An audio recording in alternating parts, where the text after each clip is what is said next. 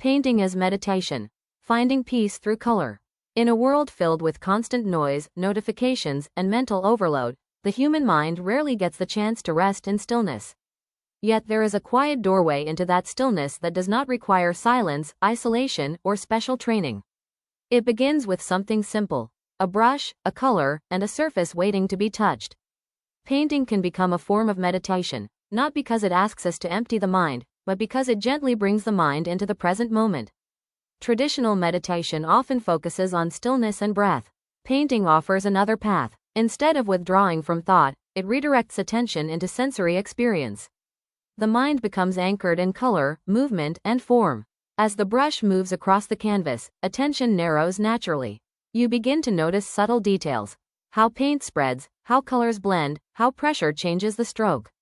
This focused awareness is the same quality cultivated in meditation: attention without distraction, presence without judgment. In this state, the brain begins to slow its habitual patterns of overthinking. The constant internal narration, the planning, the worrying, the replaying of past events, all begin to fade into the background. Not because they are forced away, but because something more immediate takes their place. Color becomes the point of attention. Blue might feel cool and spacious. Red might feel warm and intense.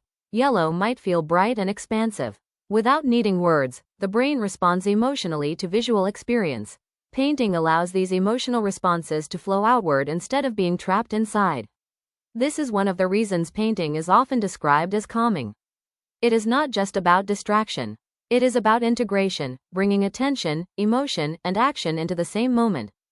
Neuroscience suggests that during creative flow, the brain shifts away from its default mode network, the system associated with self-referential thinking and mental wandering. When this network quiets, the sense of internal pressure often decreases. Time feels different. The mind feels lighter. This is the meditative state that painters often enter without consciously trying. There is also something deeply grounding about the physicality of painting. The sensation of holding a brush, the resistance of the canvas, the texture of paint, all of these sensations bring awareness into the body.